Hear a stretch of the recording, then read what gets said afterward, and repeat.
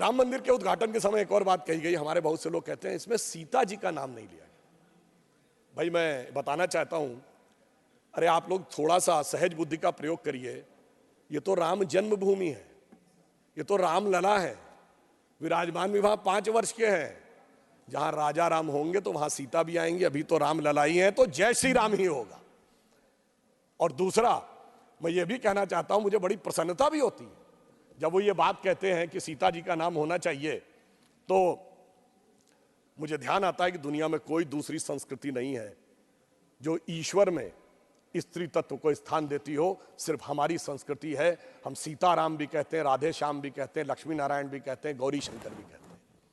और जब राम मंदिर आंदोलन चल रहा था तो हम दोनों को याद करते थे। सभापति जी, मैं बालक के रूप में गया था उस रैली में, मुझे आज तक याद है। हम कहते थे, जन जन के मन में राम रमे और प्राण प्राण में सीता है। हर हृदय की धड़कन रामायण, पग पग पर बनी पुनीता है।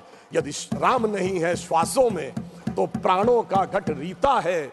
फिर हम कहते थे, इसलिए नरनाहर श्री पुरुषोत्तम का हम मंदिर भव्य बनाएंगे। सौगंध राम की खाते हैं, हम मंदिर वहीं बनाएंगे। और आज आप देखिए वो सौगंध पूर्ण हुई। उसकी शुरुआत माननीय अडवाणी जी के समय में हुई थी और संपूर्ण मोदी जी ने उसे करने का कार्य किया है।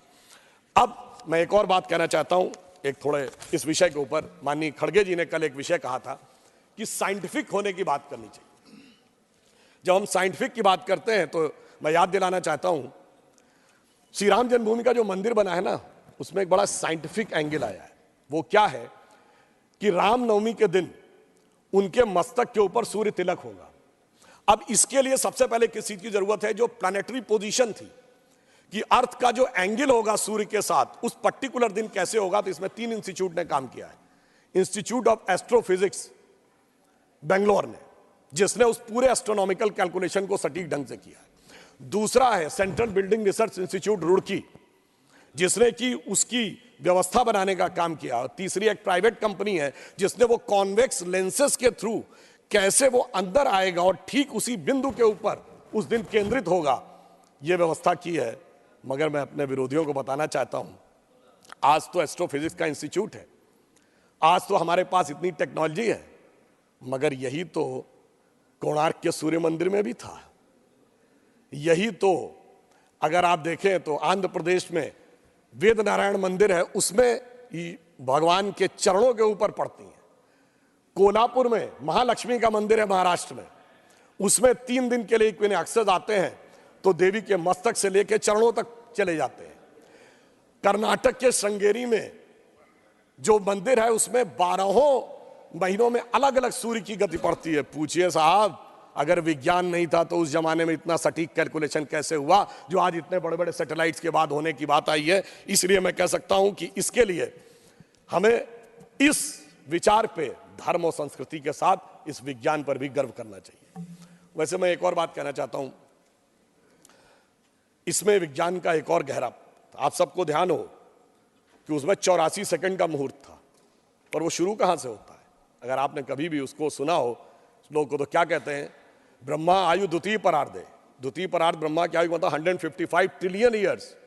वैसे बिग बैंग थ्योरी कहती है कि 14 बिलियन ईयर पहले दुनिया बनी। तो मैं बता देना चाहता हूं कि जेम्स वेब टेलीस्कोप ने जो नई फाइंडिंग की है उसमें बहुत सी गैलेक्सीज ऐसी आई हैं जो 14 बिलियन से आगे की आ रही हैं। तो now that theory has become debatable. फिर वहां से आते हैं श्वेत वाराह कल्प यानी 1.97 बिलियन ईयर्स। फिर आते हैं वैवस्वत मनवंतरे, फिर आते हैं कलयुग यानी 5125 ईयर्स। फिर आते हैं विक्रम संवत में 2081 साल। फिर आते हैं वर्ष में, वर्ष के भाग में, उत्तरायण सूर्य में। फिर आते हैं महीने में, और उसके बाद वार नक्षत्र होते हुए 84 सेकंड तक। मैं कहना चाहता हूं ये भारत की सनातन यात्रा है जो 155 ट्रिलियन ईयर से लेकर सटीक कैलकुलेशन 84 सेकंड तक का करती है। मुझे लगता है दुनिया में कोई धर्म संस्कृति ऐसी नहीं होगी जो इस प्रकार का करने की क्षमता रखती हो, वो सिर्फ हमारे यहाँ। मगर उसके बाद भी माननीय सभापति महोदय, मैं कहना चाहूंगा कुछ लोगों को, और इस बारे में दुनिया के सबसे बड़े कॉस्मोलॉजिस्ट कार्ल सैगन, जिसने first man made object Voyager जो सोलर सिस्टम के बाहर गया है उसका जो मैसेज है कंपोज किया है उसने लिखा है, उसका वीडियो कोई जाके चेक कर सकता है। Now only the ancient calculation of Hindus matches with the modern scientific calculation, cosmological calculation. मगर एक बात मैं यहां पे राजनीतिक भी कहना चाहता हूं। मान्यवर बहुत से लोग कहते थे कि श्री राम जन्मभूमि की प्राण प्रतिष्ठा का मुहूर्त ठीक नहीं है, मगर मैं कहना चाहूंगा उन सारे लोगों को देख लेना चाहिए कि राहुल गांधी जी ने जो यात्रा शुरू की है इसका मुहूर्त कैसा था, जरा इस पर विचार कर लेना चाहिए। क्योंकि वो जहां से चले हैं, पहले वो चले असम से तो देवड़ा साहब मुंबई में अलग हो गए, वो बंगाल की तरफ उठे तो ममता दीदी ने अलग स्टैंड ले लिया, उत्तर प्रदेश में मायावती जी ने अलग स्टैंड ले लिया, पंजाब में आम आदमी पार्टी अलग हो गई, बिहार पहुंचे तो गठबंधन ही पलट गया, आज वो रांची में है। साहब सरकार तो बच गई पर वहां भी मुख्यमंत्री चला गया। तो जरा विचार करना चाहिए उन लोगों को कि उन्होंने ये कौन से मुहूर्त में काम शुरू किया है। परंतु उसके उपरांत जिस ढंग से इंडिया गठबंधन की राहुल गांधी जी की यात्रा चल रही है, तो उसके लिए जो हकीकत से मुंह मोड़े हुए हैं, उसके लिए मैं कहना चाहूंगा कि आंख मूंद लेने से ये खतरा न टल जाएगा, आंख मूंद लेने से ये खतरा न टल जाएगा। अब वो देखना पड़ेगा जो देखा न जाएगा, और शिजरा बिखरने को है इस मोहब्बत की दुकान का, झूठी तसल्लियों से अब संभाला न जाएगा। और यह भी एक संयोग देखिए कि कल माननीय खड़गे जी के मुंह से निकल गया था 400 पार, और शाम को दीदी ने कह दिया कांग्रेस को तो 40 की दरकार। मतलब आप ये सोचिए कि यहां पे विषय आया 400 पार, वहां आया 40 की दरकार, और गठबंधन में मची हुई है ऐसी मारामार कि प्लीज प्रमोद जी, मान्यवर प्रमोद जी आज गठबंधन के अंदर जिस प्रकार की मारामार है, तो मुझे लगता है कि इंडी गठबंधन के लोगों के दिल में तो ये विचार आ रहा होगा, आपको मौका आएगा बोलिएगा प्लीज, कि ये रश के जन्नत मुझे कोई आपकी बात रिकॉर्ड पे नहीं जा रही, आपकी बात रिकॉर्ड पे नहीं जा रही है, आपको मौका आएगा तो आप बोलिएगा।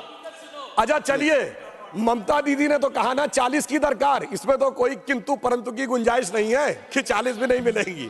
तो महोदय मैं कहना चाहता हूं, आज जिस ढंग की गठबंधन में मारामार हो रही है, तो मुझे लगता है कि शायद वो गठबंधन के सदस्य लोग कह रहे होंगे कि ये रश के जन्नत मुझे अब रास आती नहीं, मैं तो जहन्नुम में ही खुश था है मेरे परवरदिगार।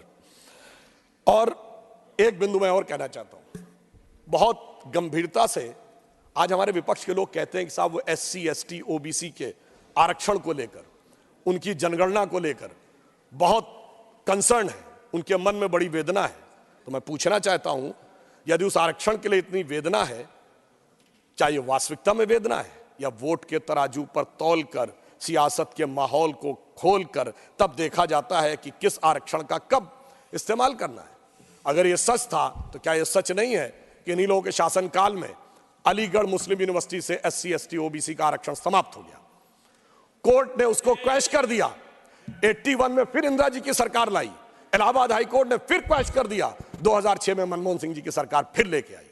कहां चला गया, कहां चला गया? इसलिए कि वोट बैंक पे तौला जाता है कौन सा तगड़ा वाला वोट बैंक है, फिर उसके लिए बोला जाता है। जामिया में खत्म, जम्मू कश्मीर में SC ST OBC का आरक्षण नहीं, क्यों नहीं?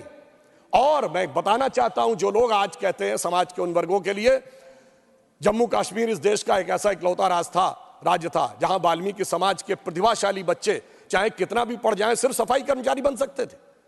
जब 370 हटी है उसके बाद वो बराबरी मिली है। आप इस सीमा तक दबा के रखते थे और हमने महर्षि वाल्मीकि इंटरनेशनल एयरपोर्ट बनाया है। यह दर्शाता है मोदी जी की सोच और आपकी सोच में कितना बड़ा अंतर है।